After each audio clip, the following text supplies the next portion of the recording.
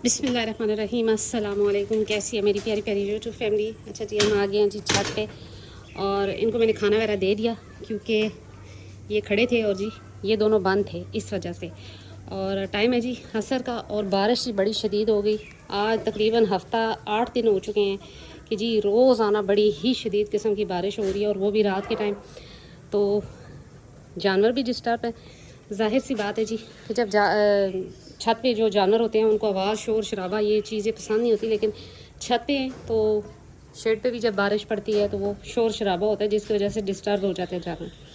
तो अभी आहिस्ता आहिस्ता खा रहे हैं। तो जी आज एक ख़ास टॉपिक पे बात करनी थी और नहायत ही ज़रूरी किस्म के टॉपिक पे कि जी कहा जाता है जी कि कैल्शियम दें जानवरों को, कैल्शियम मतलब इंजेक्शन दें जी विटामिन A D3 के, और ये वो सारी चीज़ें। अच्छा चाहे जो भी हो जाए ना, तो ये बात हम इस बात से इनकार नहीं कर सकते कि चाहे कोई भी इंजेक्शन है वो फ़ायदा अगर जानवर को दे रहा है जो भी है, लेकिन ये याद रखें कि वो केमिकल ही है, जिसे कह लें जी कि जो नुकसान ज़्यादा देने से नुकसान भी हो सकता है।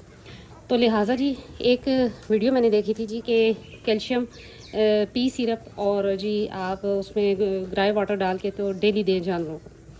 अच्छा, डेली देने से जी कैल्शियम और विटामिन A D3 के इंजेक्शन ज़्यादा मकदार में देने से जी जानवरों को पथरी भी हो सकती है। तो लिहाजा इस चीज़ से बहुत एहतियात करें कि जो भी चीज़ अगर आप जानवरों को खिला रहे हैं पिला रहे हैं, यानी कि एक्स्ट्रा मेडिसिन कोई भी मेडिसिन है, तो वो एहतियात करें जी कि हफ़्ते में 1 से 2 दफ़ा ही दें, इससे ज़्यादा ना दें, क्योंकि ये नुकसान भी दे सकती है इस सूरत में जी कि आपके जानवरों को पथरी भी हो सकती है और भी बहुत से मसले मसाइल बन जाते हैं। ज़्यादा कैल्शियम की वजह से जानवरों की हड्डियाँ भी टेढ़ी होना शुरू हो जाती हैं।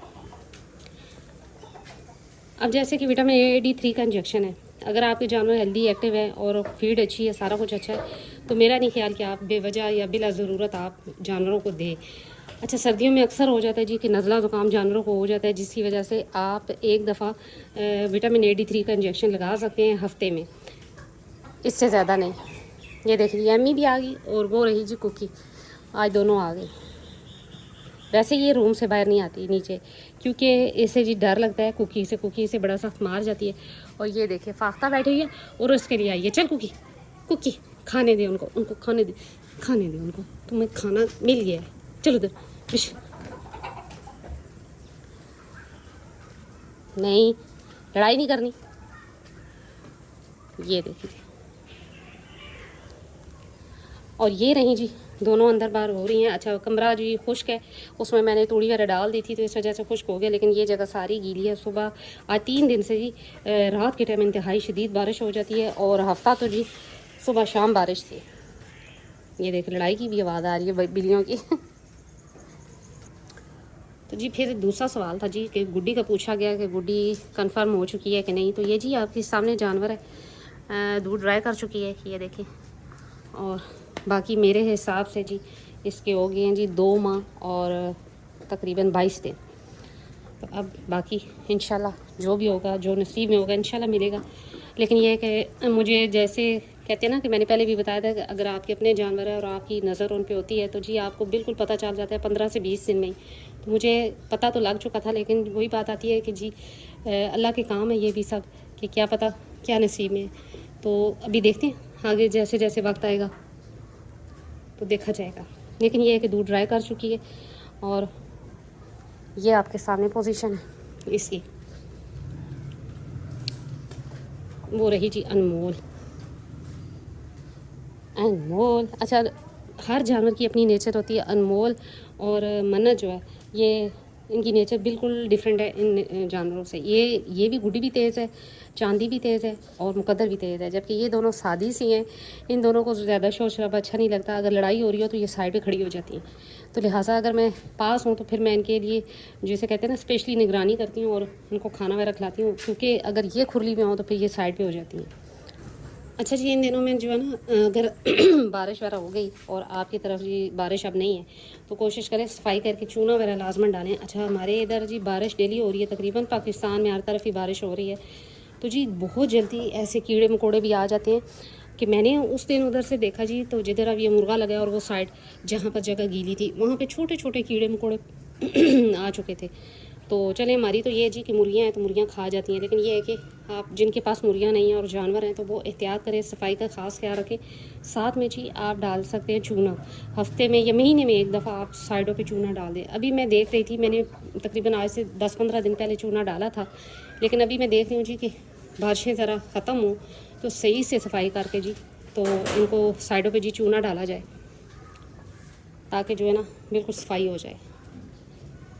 मुकद्दर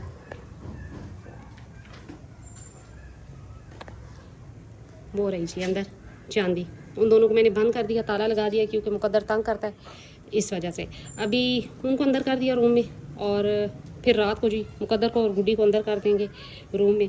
वैसे तो दरवाज़ा खुला रहता है, लेकिन ये तंग करता है, इस वजह से अब जो है ना निगरानी की जा रही है इसकी।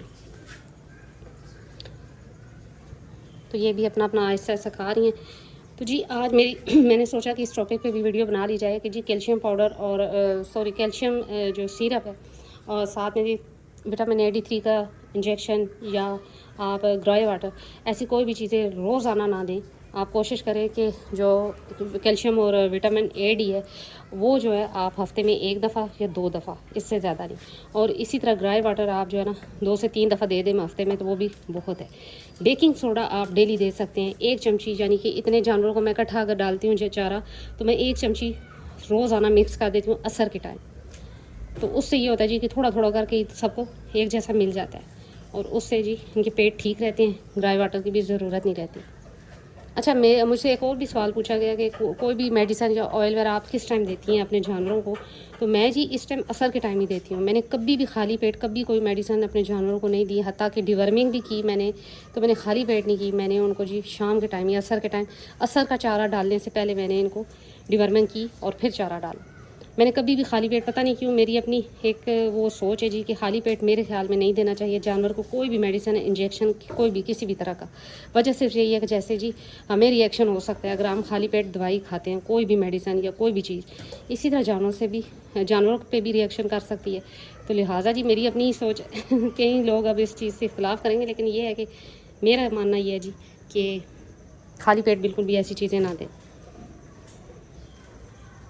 तो जी यही थी आज मेरी छोटी सी वीडियो, और उम्मीद करती हूँ मेरी वीडियो समझ भी आई होगी और अच्छी भी लगी होगी। तो जी मिलते हैं नेक्स्ट वीडियो में नेक्स्ट किसी टॉपिक के साथ, तब तक के लिए बाय।